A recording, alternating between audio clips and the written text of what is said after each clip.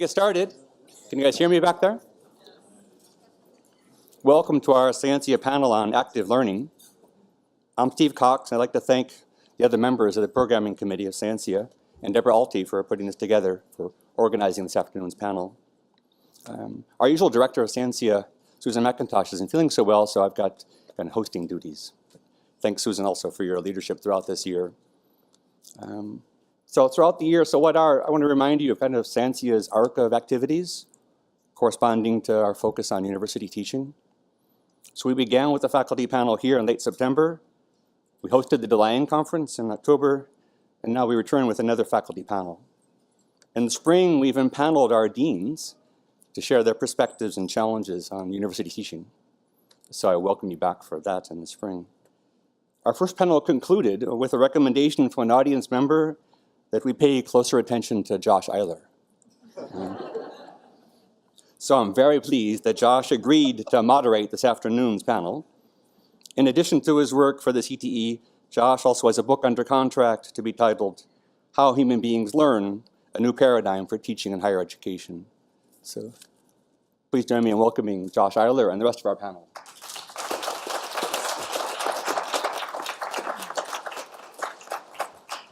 I'm not exactly sure how to follow that, except to say welcome to this panel on what is active learning and is it happening in our classrooms, which is a humongous question for us to tackle here today. But fortunately, I'm honored to be moderating an event with such a distinguished group of scholars and teachers to be able to attempt to answer some of those questions.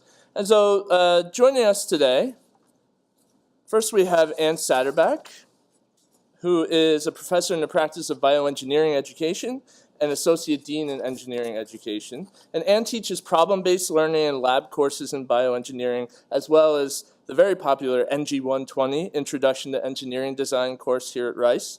She's taught at Rice for 15 years and was recently named associate dean. Her achievement in project-based learning have been supported by NSF and HHMI grants, and she's won 2 Brown Teaching Awards, as well as being a founding fellow of the CTE. We have John Hutchinson, who probably needs no introduction, but I'll give him one anyway.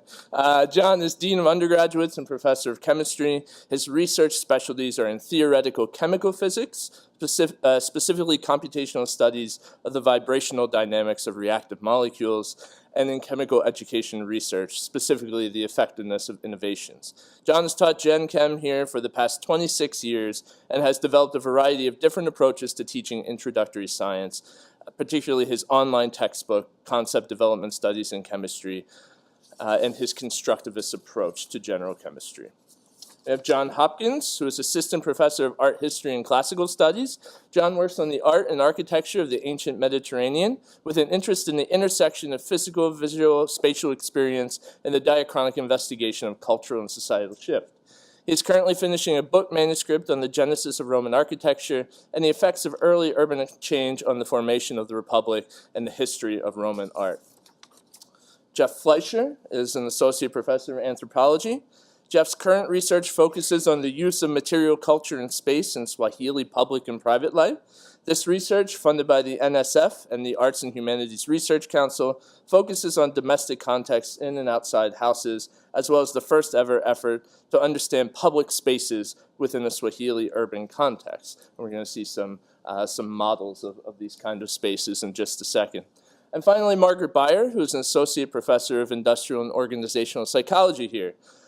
She's been at Rice for 10 years, and in addition to attempting an array of active learning exercises in her own classroom, she researches performance in organizational and educational settings, and has recently focused on the effectiveness of active learning approaches for impacting student learning and attitudes. I just wanted, before we turn it over to the formal part of the program, I want to address this term, active learning. It's a rather broad term that encompasses a whole range of teaching techniques, but at their core, they share an emphasis on engaging our students in the learning process, as well as helping them to develop their own strategies for making meaning and building knowledge. By definition, active learning was set in opposition to what some see as the passive receipt of information in other kinds of educational models. What Paulo Freire once famously called the banking concept of education, where teachers deposit knowledge and students make withdrawals at key points. Research, study after study, has shown conclusively that active learning techniques are our most effective tools for helping students to learn in our courses. So today's panelists will be discussing the active learning approaches that they use in their own classrooms, as well as the challenges associated with the implementation of these techniques and student responses to active learning. I'm going to be asking 3 questions, the first of which will be answered by everyone, and then we'll jump around a bit for the next 2. The panelists have agreed to keep their answers relatively brief so that we can have plenty of time for Q&A. So our first question today, and we'll start with Margaret, is why do you think active learning is important, and how have you incorporated it into your courses?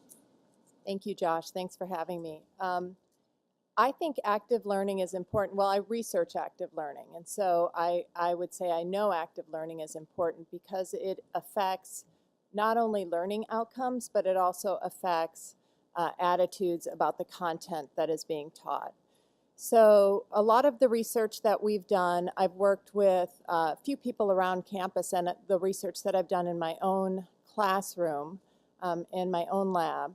I have collaborated, for example, with Leslie Miller in the Center for Technology and Teaching and Learning, and she's put together games that have serious scientific video games that have content about the scientific method, etc., where students who are middle school students engage in these activities, and then we have assessed learning outcomes, so how much students have learned from these experiences, in addition to attitudes about science, self-efficacy in science, and self-concept as scientists. And so what we found is that the largest effect is in learning, but engaging in these kind of active experiences also affects student self-concept in the domain. They start thinking of themselves, for example, in science domains as scientists. They start thinking of themselves as social scientists or humanists if they are more actively engaged in the content. And it also affects their self-efficacy for engaging in study in that content domain. So I know it's important for a variety of reasons that it affects learning, and it also affects attitudes. The ways that I've incorporated active learning in my own classroom is I followed some advice from a dear friend of mine who's sitting next to me about trying to figure out what psychologists do. So having students engage in the activities of a psychologist while they're in my classroom. So what does a psychologist do? We don't typically just read textbooks and take exams. What we do is we read articles, we discuss articles, we think about critical ideas about those articles, and so those are some of the things that I've tried to incorporate in my classroom. So when I was thinking about this question, I realized that actually the majority of courses that I teach now are primarily active learning. And so the answer to the question for me is actually that it's important for different classes because I'm trying to achieve different things. So I teach, I'm an archaeologist, and so I teach an introductory course in archaeology, and that class, as Margaret was just referring to, I've sort of shifted over the last couple of years to a fully flipped class where the students, I'm really asking the students to begin thinking like an archaeologist and to work on problem sets throughout the semester. And actually I began to do that because the courses I was teaching it before, which was just a generic lecture mode, it just wasn't working, and I was feeling very dissatisfied with it, and I was getting a sense that the students weren't really kind of understanding what was exciting about archaeology, and I felt like I was killing the discipline for them. So flipping the class actually was, yeah. So so flipping that class was actually sort of transformative for me because it was more interesting for me, and the students really became much more engaged and understanding of what archaeologists do. I also teach a field techniques class in the spring where I actually need to teach students how to actually do archaeology, like with a trowel in the ground. And so that class is just, it just is active because we go out and we dig in the city. But the structure of that class requires, requires me to be organized in a way that the students are going to go out and do active research, and then we follow up with writing a report about documenting the research that we're doing. And The last piece, actually, is a course that John and John's going to talk about this a little bit. So the intro course was really, I had to do it.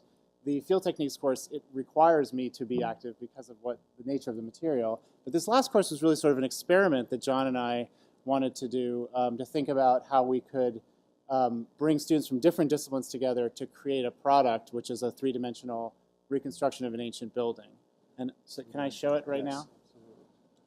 So this class, I'll just very, very quickly, we put together teams of students from computer science, art history, archaeology, and architecture, and we gave them the remnants of ruined structures. And then they had to go, we gave them as much data as there was, and then they had to go and do research on the architecture of that building.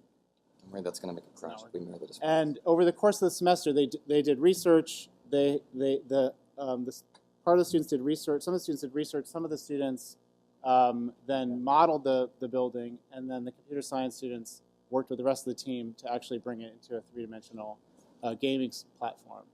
And we can just show you one of the results of. It's a little bit. It's being a little. It's a little bit too big, but we can give you the website. You can actually. This is all online. But so this is what they did in the course of one semester. What? We're gonna have to stay on this shot. Okay. And so but this is fully navigable, so they can walk into the building, and at the question marks, there's sort of data points that they put together. There's a bibliography, and so this was the end result of this semester's worth of work. That was the one result that they had to achieve, but they had to do it sort of collaboratively and with the team. So this class, which is really different than the rest of them, was really kind of something we wanted to see if it was possible to do with the skills that the students had and that they had to bring together. So I'm going to leave it. I'm going to pass it to you, and you want to say anything else about that? Or? About the course, I think you hit it all. I was sort of paying attention to that, so I didn't hear everything you said. Okay. But you mentioned how it was cross-listed and everything. I didn't mention that. So this was something that made the registrar really happy. We wanted to make sure that everybody could use the course because people were going to be operating in their disciplines. Computer scientists doing coding and architects doing modeling and thinking about the creation of architecture, and humanities and social science majors dealing with the questions and research that they would deal with. So we wanted to make sure that it was something they could apply to their majors practically. So it was cross-listed in 4 schools and 4 departments. That's sort of a nitpicky thing, but it wound up, I think, being helpful, because then they could really think of the course as something that was an application in their own field, an application in computer science or so forth, which I think feeds on what you were suggesting as a major part of active learning. As to the questions, for me, I approach this from my own discipline, which is classics and art history. So when I'm faced with the concept of active learning, I think in part to reassure myself, I remind myself that active learning is 2,500 years old. It is the Athenian Academy. It is the medieval tutorial at Oxford. It is the student who designs his or her own reading list and goes about it and questions it and stands up against the professor and tries to shift things. And at least in my discipline, that's how most of our upper-level seminars are constructed. But to make it more active, I'm trying with courses like this to incorporate much more dynamic and interaction, and I'm in the process of developing a course that will incorporate the study of museum research practices, object biographies. This is with the Manil potentially. Object biographical study, and essentially the education of undergraduates and how you do research at a museum with archives, the outcome of which would be, if this all goes through, would be the creation of a constantly updated online catalog of objects done through the work of Rice undergraduates. So then they really get this absolutely hands-on experience of working in a museum. That's the kind of thing I'm doing. Great. John? So I take it from the fact that we're having the symposium discussion today that we are trying to persuade people who might not otherwise already be persuaded that active learning is a desirable thing that ought to be adopted. I agree with that. Towards that end, I think it's actually important to talk about what active learning is not, because I think there are some myths about active learning that might dissuade people from attempting to take it on. The first of these, actually, I'm going to echo something John just said. Active learning is not new. This isn't the flavor of the month. This isn't just the latest fad, and tomorrow we'll be going after some other fad. John just mentioned this is 2,500 years old. Active learning approaches have been, used at Rice for decades, maybe for our entire duration of our history here. I was scanning the room looking for Dennis Houston, who was one of the first people I saw using active learning here at Rice. I guess Dennis has not joined us today. And in my own way, I actually discovered, as I was thinking about preparing for this, that I began teaching with active learning techniques in January 1985, which means next month is 30 years. So I'm old. But I think it's important to recognize that this is not some flash in the pan. This is a well-established, research-based approach that is fundamentally the way that historically we have always believed that people should be taught. The second thing that active learning is not is tied to technology. And I think that's important, particularly in the wake of the conference that we had, the DeLange conference, where there was an entire section devoted to technology as related to teaching. And I think that could lead to the false impression that in order to adopt active learning, you would have to somehow or another move towards, for example, a flipped classroom involving videoed lectures. One of the things I'd like to add to that is that the entire idea of flipped classrooms is also not even remotely a new concept. It's actually quite old, and you could flip your classroom just by assigning reading to students before class and then talking about it afterwards. You don't actually have to videotape anything at all. So it's important to recognize that these approaches do not actually either require you to be adopting some very novel approach that just came up, or to tie yourself to some technological approaches. The technology definitely can assist active learning, but it's not necessary for it. As for the specific question for myself of why I think active learning is appropriate, is I take a very constructivist view of education. The students have to construct knowledge to own it. They've got to work through it themselves. You could do constructivism without active learning, but active learning dramatically enhances a constructive approach by forcing the students into the position of being the ones who actually have to work through the process of developing reasoning. Much like the other speakers so far, my view is, as a scientist, our students are supposed to learn how to think scientifically. You can't learn how to think scientifically by observing someone else's results. You have to do the thinking yourself by presenting with data, analyzing that data, and coming to conclusions about that data that can be defended on the basis of the data. That's true scientific thinking, and that requires the students to be active in and of themselves.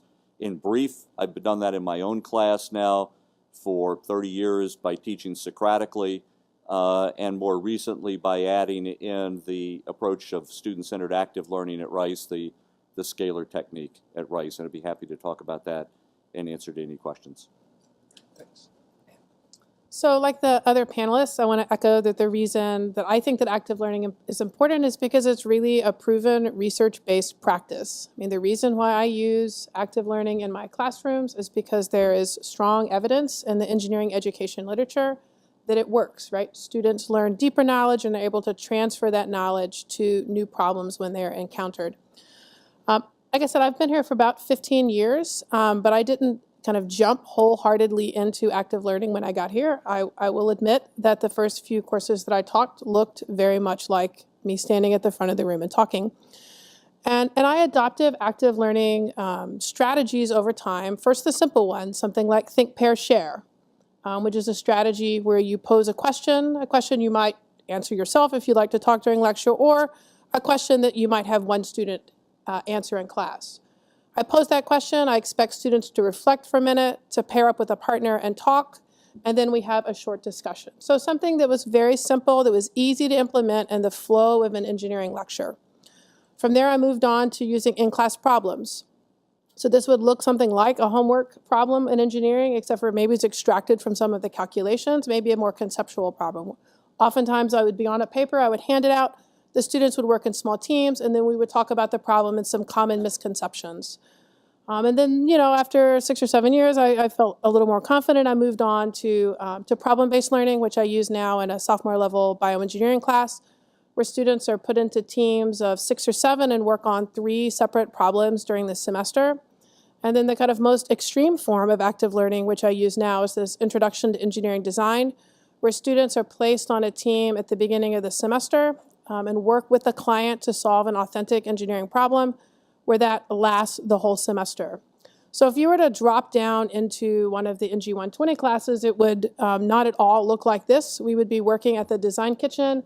Students would be sitting at teams. They might be using saws or drills, right? And they would be working together. I would be circulating and checking with teams, right? So I guess in my practice, I've used a whole range of these active learning techniques, and I started with the simple ones, and I've become more confident, and as a result of that, I've been able to adopt different strategies.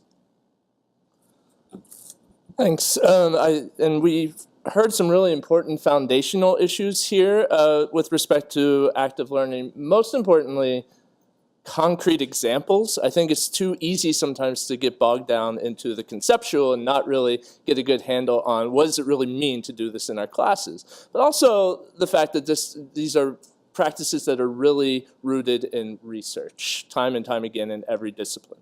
So I hope we get some questions that kind of unpack some of the things the panelists have said in the Q&A.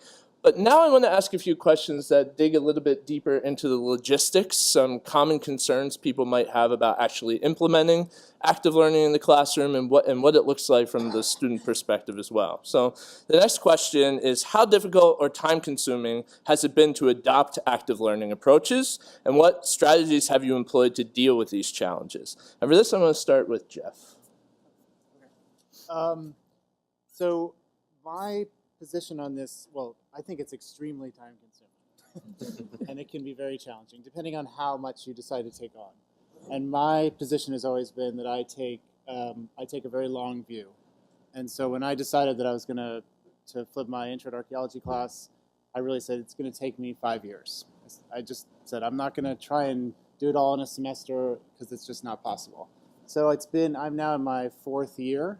And I have some of my students here. I think I would say it's probably 80 to 90% flipped. And so I'm on schedule. And so I think the thing is that you have to, I think, taking it slow, because it does take a lot of time to kind of migrate sort of conceptually, from lecture to problem set, and to find the right material and to test drive material every semester, and then to tinker with it as you go through. So I could answer it different ways, but I think the long view has been very kind to me for this class, but it just takes patience, I think.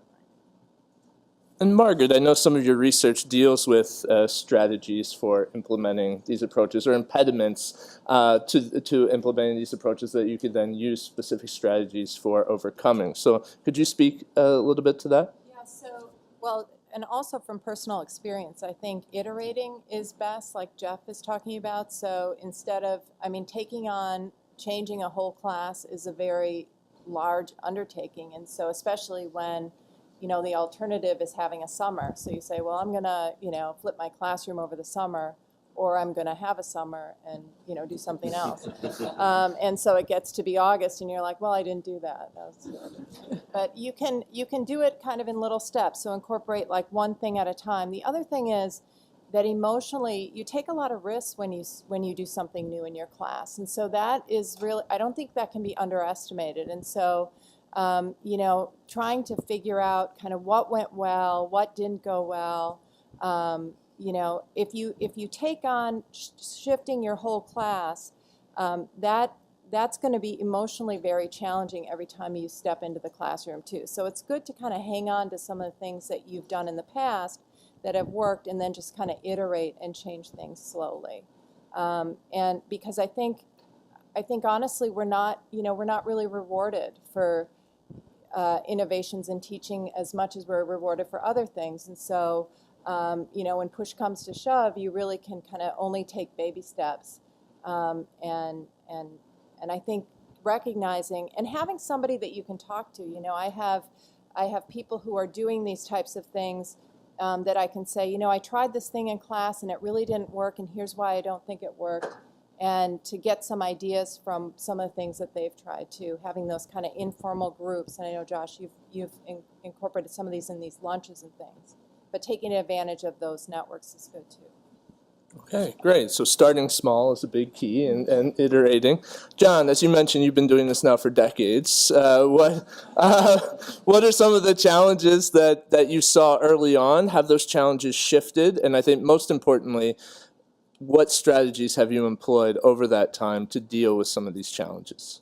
So from my perspective, the interesting question is, if we're going to use an active learning approach in which students are supposed to be themselves constructing information, particularly if there's supposed to be a discussion-based class that would be sort of the classic, either a Socratic discussion or small group discussions. In a class like general chemistry, what is there to talk about? Because the presumption is that everything, at least at the freshman level in chemistry, that needs to be known is well known and has been for some time. The atomic molecular theory is over 200 years old now. So why not simply walk into class and tell people, hey, look, everything's made of atoms and molecules. Surely that's the most efficient way to convey the information that's required. So I think the biggest challenge that I faced in switching over to a discussion format was, what are we going to talk about? What are the actual issues? And I think there are multiple ways to answer that, but the way I answered the question was to say, of the things I would like them to know, how do they know that those things are true? And let's talk about that. Let's go back to the original data that persuaded John Dalton that there were such things as atoms and molecules, and look at the data that John Dalton used to persuade him, and let's ask the students to analyze that data and see if they can come to the same conclusions. As I said before, that's fundamentally a constructivist approach. But the constructivism, I think, is really the hardest part of developing the active learning, because it requires you to think through what are the exercises that the students are going to be actively engaged in that might produce the learning. Some of my colleagues on this panel have done much more in terms of creating sort of real-life, real-world projects for people to work on. Anne has been famous for coming up with client-based projects that are sort of real-world things. It's a little harder to do that if we're asking students to discover atoms and molecules. And yet, in the absence of doing that, if we just tell everybody that the world is made of atoms and molecules, they actually haven't learned that. They've just been told that. And so working through some old data and some old information to come to these conclusions is actually has proven over a 20-year period to be a very effective way for students to construct their information. Great. Thanks, everyone. I'm going to start with John and Anne on this next question, but then open it up to the panel for more responses. So how have your students responded to your use of active learning techniques? Anne, do you want to start? So I would say that the students have responded well. In the freshman design course that I teach, that is an elective course. And so students know when they sign up for that course that it's going to be an extreme project-based learning course. Having said that, about half of first-year engineering students elect to take that course, so there does seem to be some enthusiasm. The students who really don't want to do that, they just don't sign up. Within the bioengineering curriculum, if students want to be a bioengineer, they don't really have a choice, right? Then they have to take my courses. And I would say that they mostly respond well. For some of the in-class activities, so the think, pair, share, and the in-class problems, I would say I get around 80 to 90% participation. I try hard not to give them problems that require using a computer or their phone, because if they do, then they will use those and do other things. But I can safely go around and say, close your computer, you don't need that. Okay, and so that gets them involved. I also circulate very substantially and look at their paper, which kind of puts them on notice that they need to kind of participate and stay with the program. In the problem-based learning that I do in bioengineering, I would say that that's fairly well received, but only with time. So while students are in the course, they're oftentimes uncomfortable with the kinds of challenges that I'm presenting to them and the kinds of solutions that they're needing to come up with. But once they've moved through that course and they've moved through other courses into senior design, they kind of appreciate the open-ended and ill-structured nature of the problems. And so at the time, I'm not, I think, very popular, but in time, the course, they kind of realize some of the strengths, some of the skills that they've developed as engineers in that course. So I'd say it's mixed. I don't know that I'm the best person to answer this question because I've only been creating my own courses for 3 years, and I am at the absolute edge, the oldest edge, but I am still within the millennial group. So I have grown up in this horrifying group that likes active learning and that has apparently been demanding active learning. So of all the courses that I've created since I've been here, all but 2 of them have been seminars or the course that I've done with Jeff or some other deeply active learning course, just because that's what I've been prone to create. I have 2 lecture courses, one of which I haven't taught a second time, the other one of which I teach every semester, and I'm slowly flipping that as much as I can. I co-teach it, so I can't do it unless the other instructor wants to do it with me. But I'm flipping that a little bit. I say all that because generally the response has been positive, but I don't have much to gauge that against. I would say I would reiterate that students in the moment don't seem to appreciate it, and later toward the end of the semester they really like it. And I've taught 2 freshman seminars and 3 graduate seminars, and in all of them, the first half of it, they're grappling with doing such a new level of research, whether it's for a freshman or a graduate student, a whole new kind of research at what is for them a very advanced level.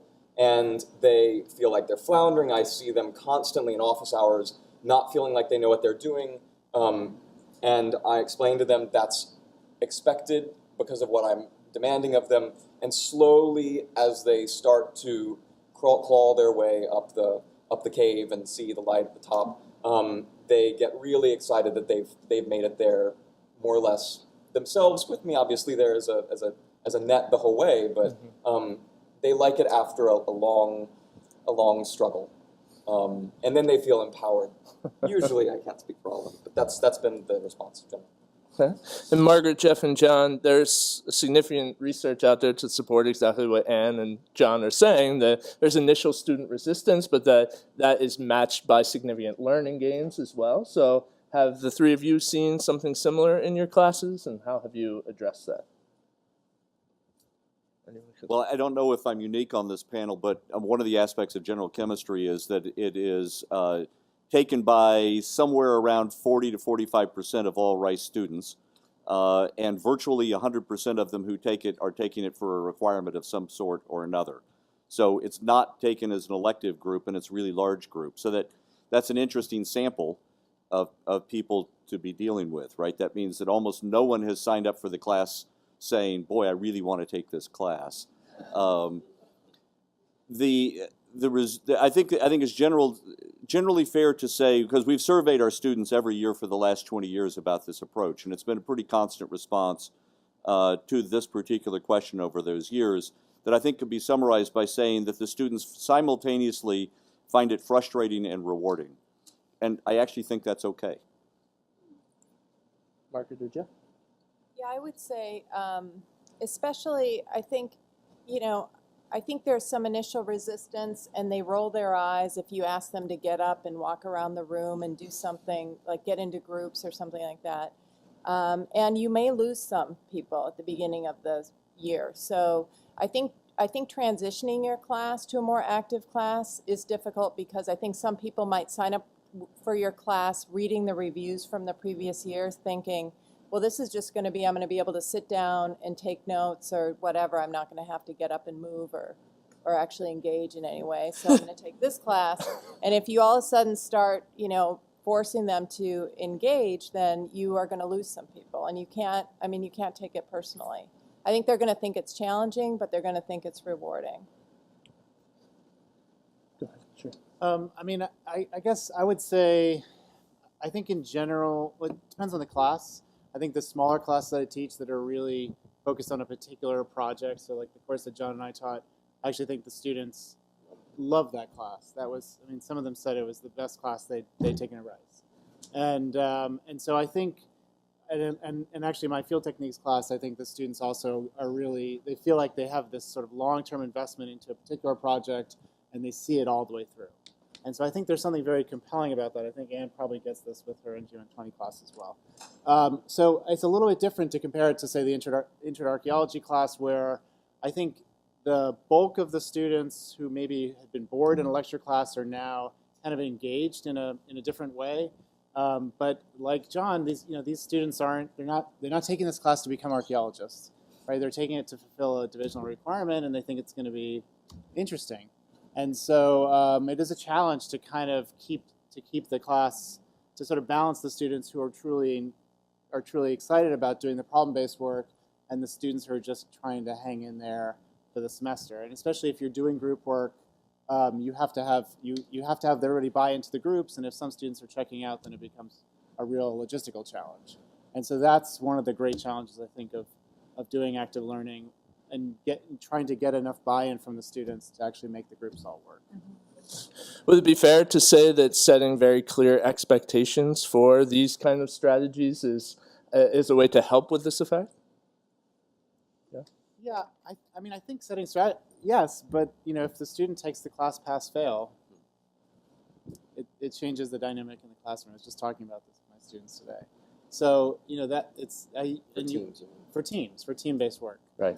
So even if you're absolutely clear at the beginning of the semester, look, this is all going to be problem-based work. You're making a commitment to the class. You're making a commitment to your team. I think students are very hopeful at the beginning of the semester. The first evaluations come around, and then some of them drop out, and that becomes a real problem in the class. Yeah, it's a challenge in terms of evaluating the students if it's group work too. And I think sometimes students really want to know how many points are assigned to everything, and so that can sometimes be a challenge as well. But especially if you've got team-based work and then some students are checking out, that becomes quite challenging. Good. Okay, thank you, everyone. I'm sure there are lots of questions out there, so we wanted to save a lot of time for Q&A. I have the handheld mic, and I will do gymnastics if I have to get to you. So who's first? First questions. If I could just jump in and sort of say, up to this point, what we have been doing is a great example of not active learning. Yeah. That's correct.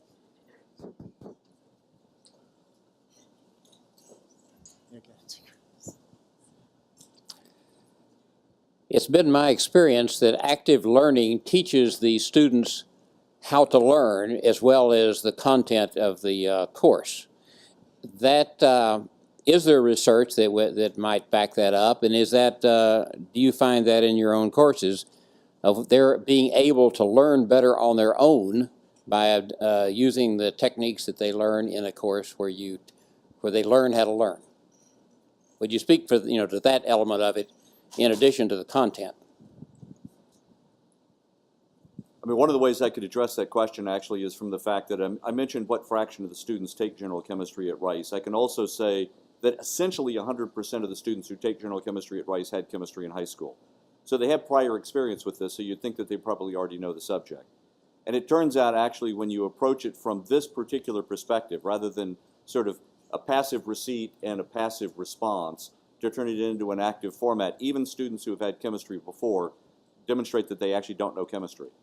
They do very, very poorly early in the class. And it's very frustrating, right? Because look, this was going to be my easy class. I took 2 or 3 years of chemistry in high school, and I flunked the first chemistry exam. How can that be? And the answer is you didn't actually learn chemistry before. You didn't learn how to learn before. And now we're going to force you to do something you've never done before. And by the end of the semester, overwhelmingly, they are able to do it. And I think that's partially that they have learned it in a different way, but it's more that they've learned how to learn. I'll just add very briefly. I've taught enough lecture courses where at the end of the course the students have forgotten what they learned halfway through the course because there's no cumulative exam, so they can sort of leave that behind. In the course that Jeff and I taught, at the end there was a final presentation of all the objects, and there were no scripts. There was no expectation that they would stand up there and read and tell us what they learned like that. It was mostly Q&A, and the sentences that came out of these students' mouths were so sophisticated It was so gratifying. One of them was asked a question, I've forgotten what, but she responded something about how the contemporaneous comparanda from this period and went on with all this very sophisticated vocabulary, which was now just a part of her way of being. And this student is in a class now, she still uses this vocabulary as though it's second nature. So, I mean, that's anecdotal, but it's certainly... So I think in engineering there is some research that shows this. So this is not work that I've done, but particularly in the area of structuring around problem-based learning, there is some research that shows that students not only learn the content, but they also learn how to learn. Problem-based learning has been used in medical schools for about 20 years, and so there's also substantial research in that area that supports that. And I would just say as I go to the next question that there's also important research in metacognition tied to active learning that would show some of these things as well. Hi. One of the other challenges that I think commonly comes up in trying to adopt an active learning approach to teaching courses, I think it's especially true of courses that are being transitioned from a traditional lecture to a lecture that it might incorporate active learning, but perhaps in other classes as well, is the fact that it takes a lot of class time for students to do the types of activities that, whether it's a discussion or some other type of activity. So I'm wondering if you guys could maybe speak a little bit about the trade-offs that you've faced and what you've done about the fact that there is simply less time to go through the type of material you might traditionally cover in a lecture course or in another style course. How do you deal with that challenge when trying to adopt active learning? I can speak directly to that. In the Bioengineering 252, so it's the first semester sophomore course for bioengineers, I lectured 3 times a week when I first began teaching this course. And when I adopted problem-based learning, I essentially had to remove 1/3 of the content, right? Because on Monday, Wednesday, I would lecture, and then on Friday, now we were going to meet broken up into small teams basically all afternoon. And so I actually went through a process where I took all of the lectures and I unstapled them all and I laid them all out on the table. And I was like, what is the most important thing that they still need to learn? What is it that they have to learn? And then I took up the things that I needed and I restapled those, and I put the other pieces of paper in a binder in my drawer, which I have never touched since then. And I still give the same kinds of homework problems in terms of the analytical thing. I give the same type of exams, and I have seen no change in performance, right? Which maybe is negative. Maybe I should admit this, that 1/3 of the lectures that I was giving apparently were having no effect on student learning. But it's true, and it's scary to do that, right? And that's a big psychological obstacle because you're sure that everything you say is really important. But at least in my case, maybe it wasn't. I think especially if you have a textbook that covers the material. So I think we think about emphasizing some of the concepts that are in the textbook. But what I found, and one of the reasons I switched to more discussion-based classes is because and integrating empirical articles, so original research articles, is because these students are so smart. They don't need you to tell them what was in the textbook. They have it. So, pick out a few key concepts. One of the mistakes that I made, I think, is just kind of adding stuff without subtracting, because then I think if you feel like you need to cover everything, and now you're going to add these additional things, it really does become overwhelming for the students. So really trying to figure out what you're going to take out, like Ann said, is really a great strategy. I also think, at least in my introductory class, I wasn't adding. I was replacing. So I would take a lecture, maybe a two-day lecture on a particular topic, and I would say, okay, well, what are the key, not unlike what Anna's saying, what are the key concepts I want them to get out of these lectures? And then I would work that into a problem set. So by the end, the idea is actually by the end of the working on the problem, at the end of class, or writing the report, or whatever they do as the product, they're actually coming to the same knowledge that they would have gotten by me just lecturing to them. But it's so much more, they learn it so much better when they're handling material and having to make decisions about it. And they get lost. Sometimes they get lost, and that's okay. And sometimes you need to sort of shove them back. But I think so. For me, it's not additive. It's actually it's replacement. And that's that. But that's a very tough process because you sort of have to have faith in this new way of getting that they're going to actually get to that same level of knowledge. Over here. So I'm really struck by the dichotomy that John pointed out earlier between how we behave professionally as opposed to how we communicate information in the classroom, quote, using active learning. So for instance, if a speaker comes in who's an expert in a particular field, they give an hour-long lecture, or in other disciplines, they read a paper or whatever it is. And this is what we do professionally. I was shocked in the middle of one seminar when the speaker, prestigious person, stopped halfway through for questions. Oh my gosh, when did that ever happen before?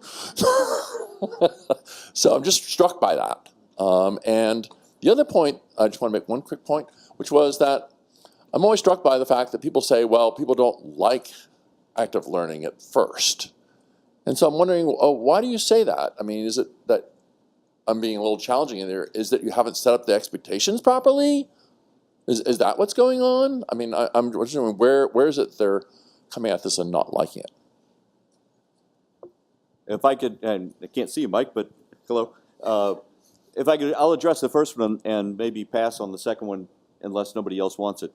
On the first point, actually, for exactly this reason, actually, only one time ever did I attempt to give a seminar presentation that I was invited to give at a university about Socratic teaching by giving the seminar Socratically. It was a complete disaster. And the reasons might be relatively obvious, but amongst them was the fact that no one was prepared for that class. That, when we walk into a seminar to hear a presentation by one of our colleagues, we don't prepare for that seminar. We go in expecting them to give us the information that we would like to know. We don't read their papers in advance anticipating a conversation. And that's what went wrong with this particular attempt on my part. By contrast, to make the active learning work, I think it is imperative that the students have to have prepared before class to be ready to participate in the active learning in advance in class, and that means giving them readings, as Margaret described, or in other cases might mean having them watch lectures or giving them original articles to read. But to me, that's why most conferences, and even to a certain extent here, are more passive events, exactly because of the lack of preparation of the audience to participate in the event. And I'd like to add that this is something that's just occurring to me now. Our department has started a series that is, I suppose, doing exactly what you're proposing, although I don't think it was intentional, and that is it's called a Transformational Studies Seminar, so a major publication that speaks to our whole department, graduate students and faculty, or a major article or series of articles are read. That person is flown in, and we have a seminar all day long where we essentially do that questioning. There's no public lecture component to it. It's a very different way to do it, and I guess I can tell the chair of the department that she should be congratulated on flipping that kind of. I also would say I don't know that it's that students don't like it. I think there is an expectation issue, so I think making that change again is difficult.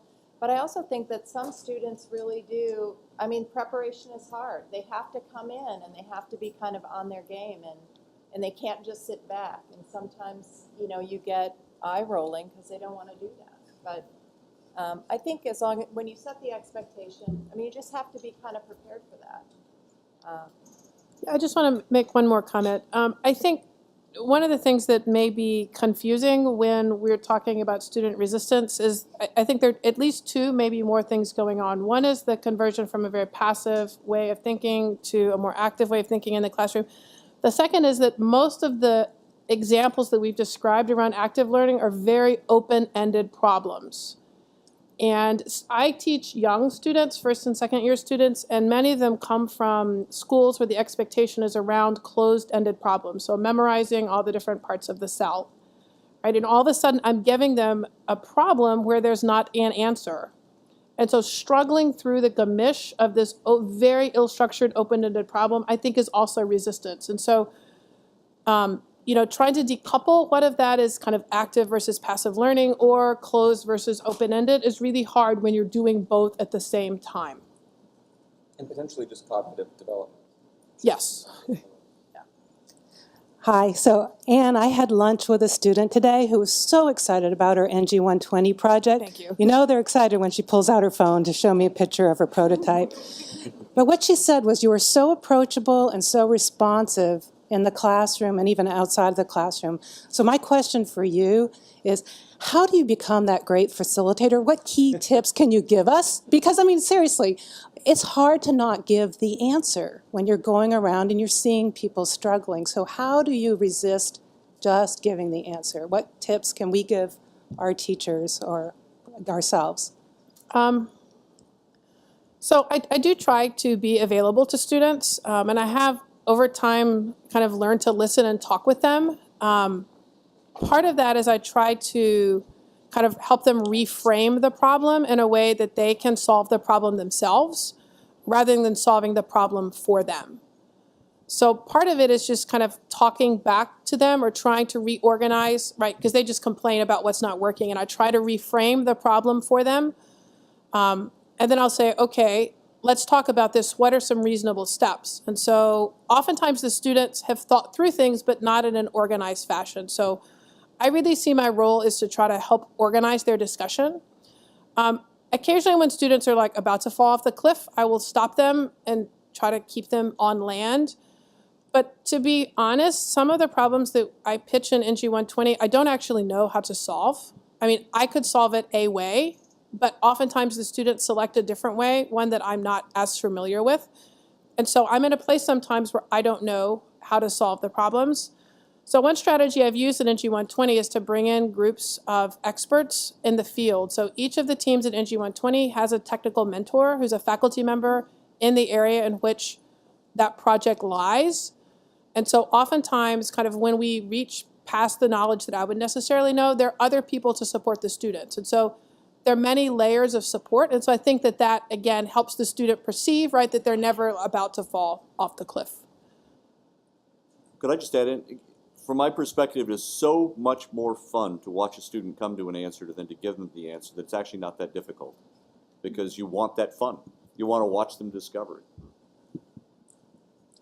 So I wanted to comment on the student thing. I'm also on the edge of being a millennial. I'm never quite sure how to describe myself. But so, you know, reflecting back now that I'm in education and coming to these conferences and things and realizing the differences. I think a lot of the issue with students is that we have been taught to learn to the test, if you want to say that. And I went to the extreme of even developing analyses of my faculty members' multiple choice tests so that I could accurately predict what would be on their future multiple choice. I mean, I went to that level of nerd.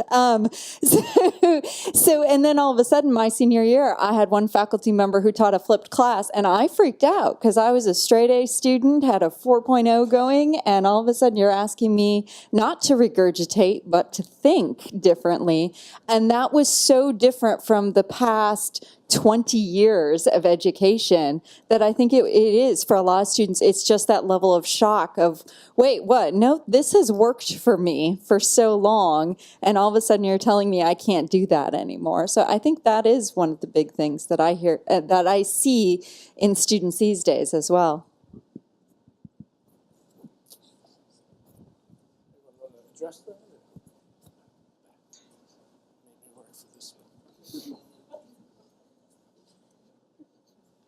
All the way in the back. Sorry for the delay. So I was wondering if our classrooms are ready for active learning. So how does the spaces that we're teaching in relate to how easy it is to implement a lot of these ideas? We have this problem. Not well. Yeah. More studio spaces, more, I mean, actually, the architecture school has a lot of great spaces for active learning, but unfortunately they have a nice tight hold on their classroom. there are a couple classrooms on campus that are specifically designated for the scalar flipped classes with circular tables. Some of them are the dining halls, the serveries, and some of them are, I'd say marginal.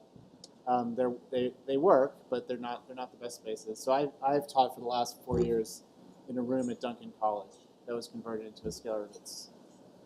But no, I think space is actually, the spaces of learning are real an issue. I mean, space period for classes at Rice is a problem, and then throwing in sort of new demands for new configurations is a real challenge.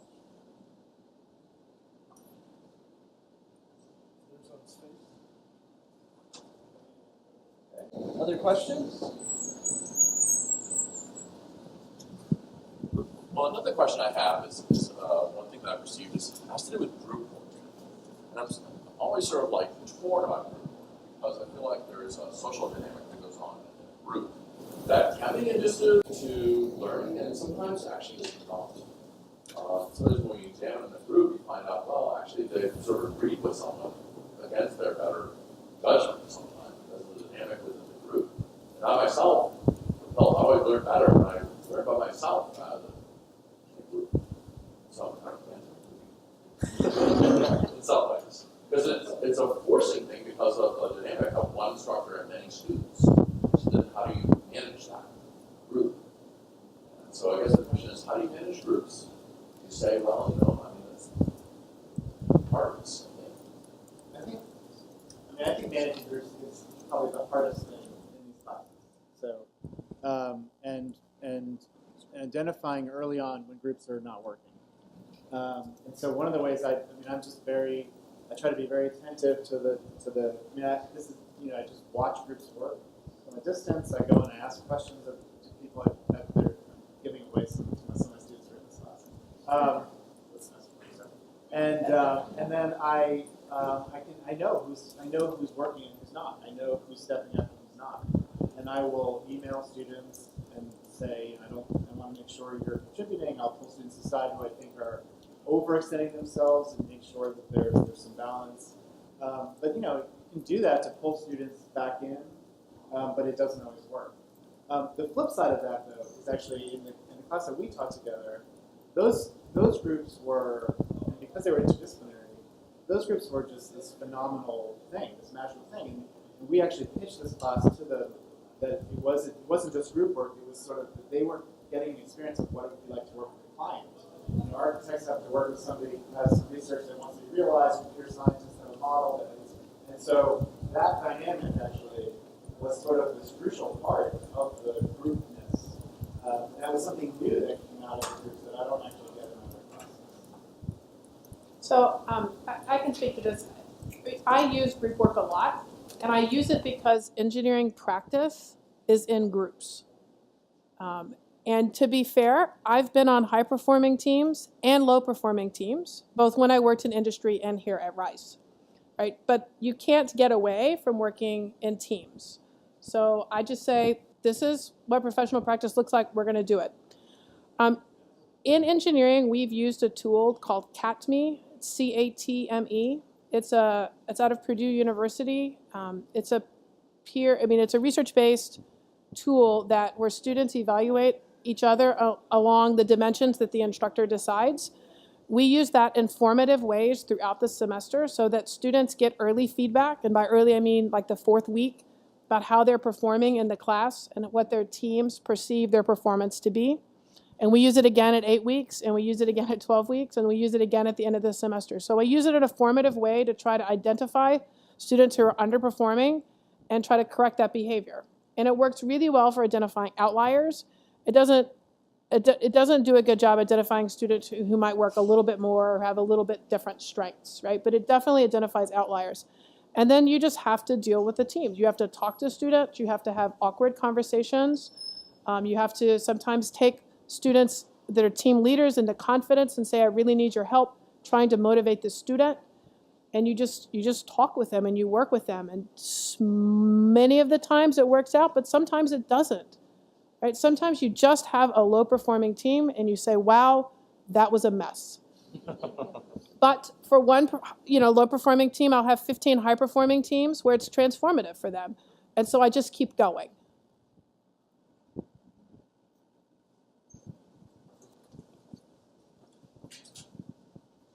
I'm listening to you all talk, and every single one of you lights up when you talk about this type of teaching. And I'm very interested in the impact of teaching this way on the faculty member, and whether you think that it makes you a better or a more engaged teacher, and also whether you think that it's a fit for certain people but not others, and how could we get more faculty teaching in this way? Let me talk about my own experience. Then I mentioned that I started active learning 30 years ago, maybe at about the point that some of the younger faculty here have described. I'm sorry? What?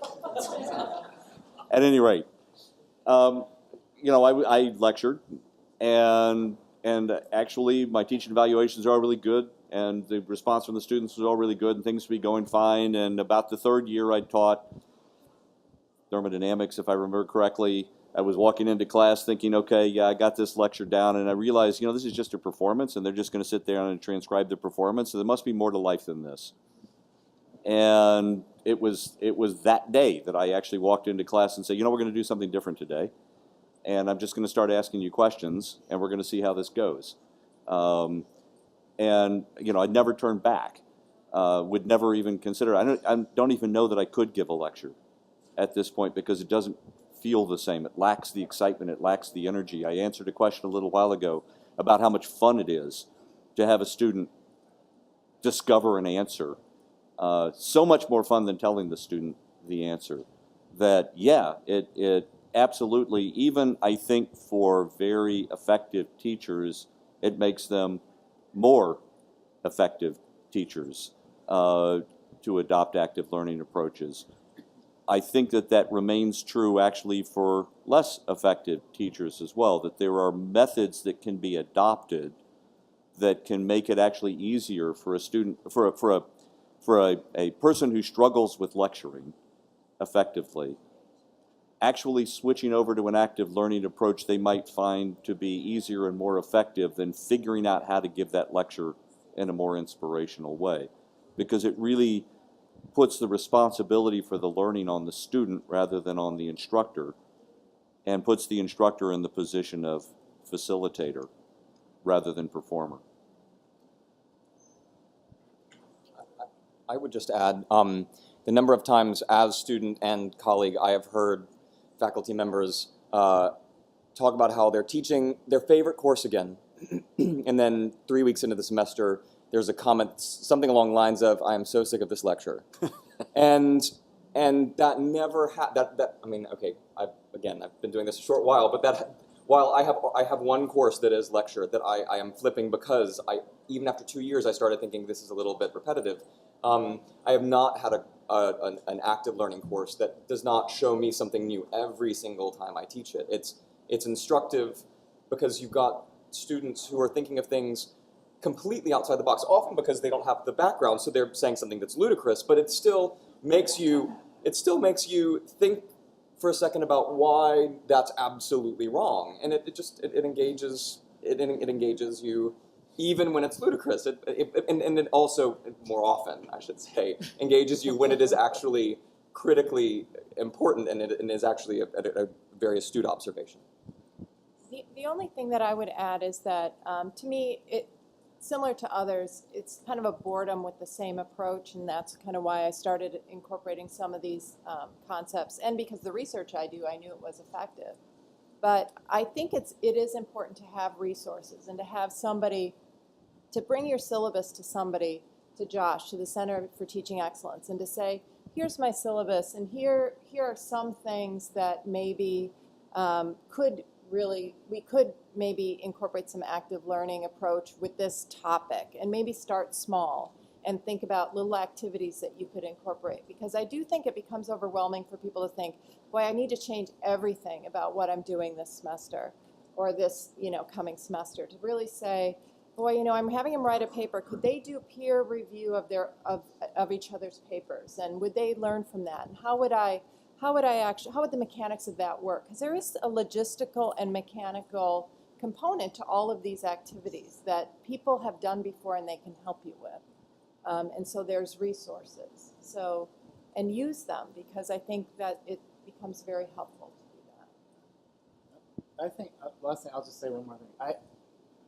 I think one of the problems, one of the reasons faculty don't decide to do these things is because I don't think there's a lot of somebody said this way, I don't think there's a lot of value.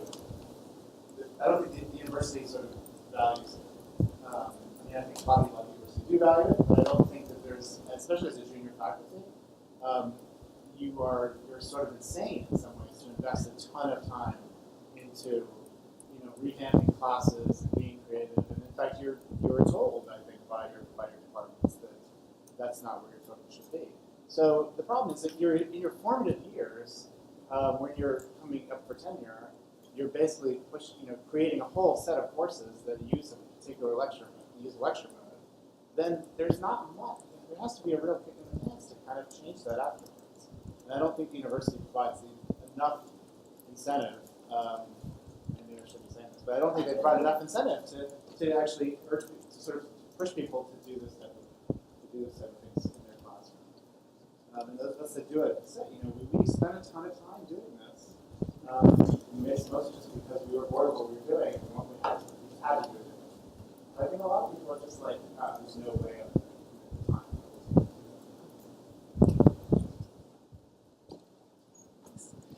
So I wonder if there'll come a point in time where the students are more of a demand for this. I've got middle school and high school age children, and I watch and I listen, and I wonder if, coming into a university where things are becoming more and more competitive, where there are lots more options for higher ed besides the brick and mortar classrooms, where the students will become more selective about not only where they are, but how they're being taught, and because they are starting to come away from pure lecture-based classroom methodologies and to go into that when they didn't grow up with that, that may force our hand in a way that we haven't had before. So I don't know if there's anything to comment about that, but I actually don't think there's any need to wait. The reluctance or the nervousness that I sense in my students seems to be more that there is something shifting in the first few weeks. The nervousness that comes after that is just because of the demands on them. That happens in any course, whether it's lecture or not. The class that I'm slowly flipping right now was a lecture course, and I got I'm not undynamic as a lecturer. I don't know how dynamic I am, but I know I'm not absolutely boring. And even but it's art history, which means it's a dark room and it's in the morning. And so after 30 minutes, it's they're about half the classroom is about here, and as I have every 10 minutes in this course, I will make sure to set them up with enough information that they can answer a question, and I'll turn and make them answer that question. And absolutely this year there's maybe one or two, but it's changed that completely. So I don't think in that kind of course it has to be that jarring, and I think there is already a desire in these lectures that people fall asleep in for change. I think there's actually a funny alternative way to look at it, which is the fraction of the students, not who are demanding active learning, but who are rejecting lecture. And the way in which they lectured is actually just to not go to class. So one of the aspects of my other job as dean is spending a lot of time just visiting with students over lunch tables and so forth. And if you talk to juniors and seniors here at the university, you would be shocked at the fraction of classes that they skip, that they just don't go to at all, even though they're registered for the course and they're taking the course and they're doing the exams and so forth, and they're just not going to class. For some students, that number is 90%, and they're making A's. An interesting note to end on, perhaps, but end we shall. And I just wanted to, before we thank our panelists, I wanted to say that I thought that the questions really highlighted a couple of really key points. First of all, the wonderful projects that our faculty are doing, but also the fact that you don't need to do something monumental in your courses in order to incorporate active learning. You can do something small. It's really just about engaging students in their learning. So with that, I'd like to thank our panelists today.